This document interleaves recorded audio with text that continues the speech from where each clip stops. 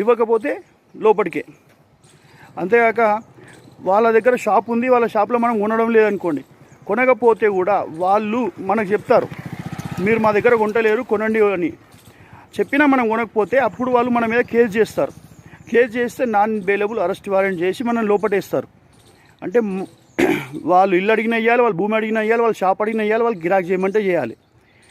మన అంటూ మన ఇష్టాలతో ఎలాంటి పర్మిషన్ లేకుండా, ఎలాంటి పని లేకుండా వాళ్ళ యొక్క ఇష్టం మీదనే మన జీవితాలు ఆధారపడే బిల్ అన్నట్టు. ఇంత ఘోరమైన బిల్ అంటే అది. ఇంకా మీ దగ్గర ఫైనాన్స్ ఉంది, వాళ్ళు వస్తారు మీ దగ్గరికి వచ్చేసి నేను ఒక ఆటో తీసుకుంటాను లేదా ఒక కారు తీసుకుంటాను దాని మీద బ్రతుకుతాను అని చెప్పి అంటే, మీరు ఒకవేళ లోన్ ఇవ్వలేరు అనుకోండి, లోన్ ఇవ్వకుంటే నా మీద నమ్మకం లేదు ఎందుకంటే నేను ఫలానా మైనార్టీ ఉన్నాను అందుకే నాకు లోన్ ఇవ్వలేడు అని మీ మీద కంప్లైంట్ చేస్తే